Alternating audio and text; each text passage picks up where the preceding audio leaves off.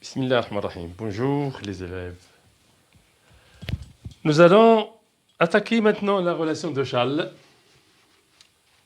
dans le chapitre des translations et des vecteurs. Cette relation de Schall d'abord est un mathématicien français du 19e siècle. Cette relation permet d'additionner deux vecteurs. Alors, regardez la particularité de cette addition, de cette somme, reposant sur la relation de Schall. Quand on a 3 points, quelconques, que ça soit aligné comme ceci ou non aligné, si on a ça, AB, le vecteur AB plus le vecteur BC, ça donne le vecteur AC. C'est quoi ça? Ce vecteur AB a pour extrémité B. Le suivant a pour extrémité B aussi, a pour origine B. Donc l'extrémité du premier et l'origine du deuxième. Dans ce cas, on élimine le B et on écrit vecteur AC. Là, comme vous voyez, le vecteur AB plus le vecteur BC, Schall l'a simplifié comme ça. C'est la somme, c'est ce vecteur-là. Donc, la somme AB plus AC vecteur égale vecteur AC. Mais faites bien attention, les points A, B et C définissent un triangle. Si on a un triangle ici, A, B, C, on sait que AB, la distance plus BC, plus BC, n'est pas égale à C. Non. Elle n'est pas égale, vous le savez déjà, ça s'appelle l'inégalité triangulaire. Ça, c'est supérieur à C. Mais, pour les vecteurs, c'est égal. Alors, même chose ici, le vecteur AB plus le vecteur BC, ça donne le vecteur AC.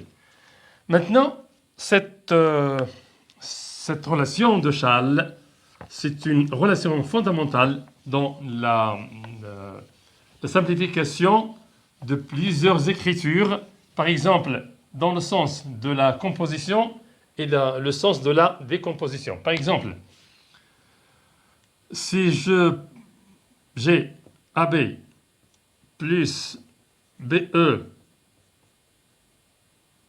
plus EF plus FG, alors cette somme se simplifie comme suit. Ces deux-là, ça nous donne AE. Ces deux-là, le F s'en va, ça nous donne plus EG. C'est toujours la relation de Schall qu'on applique ici. Et maintenant, cette somme nous donne AG. Si on peut schématiser ça, vecteur AB, BE, EF, FG. A, B, E, F, G. Alors, leur somme, c'est ce vecteur-là. Voilà. Bien. Alors ça, c'est la décomposition. Par exemple, le vecteur AG, on l'a décomposé. Maintenant,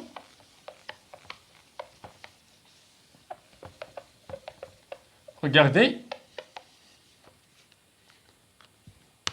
un vecteur, le vecteur AB,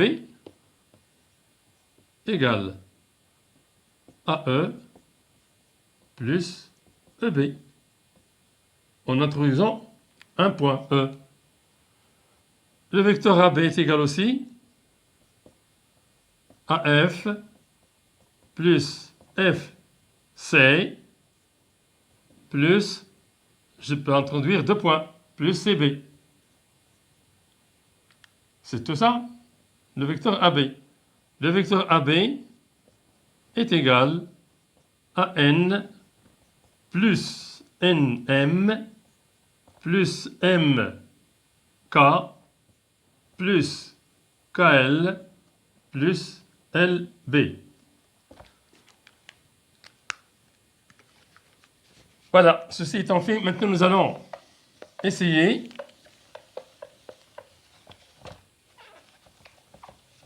de faire des exercices de simplification de cette relation de Schall.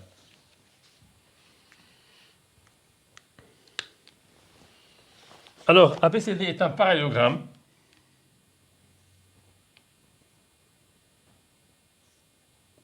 ABCD.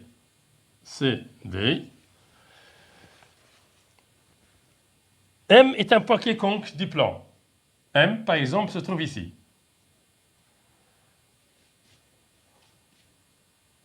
ABCD, parallélogramme.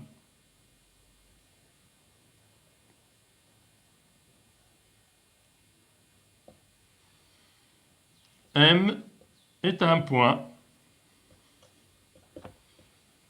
extérieur à ce parallélogramme. Montrez que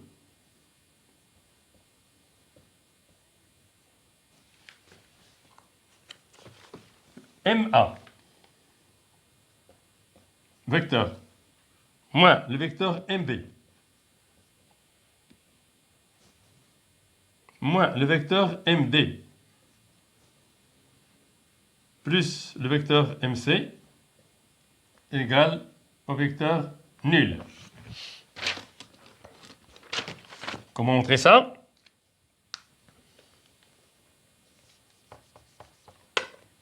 Alors,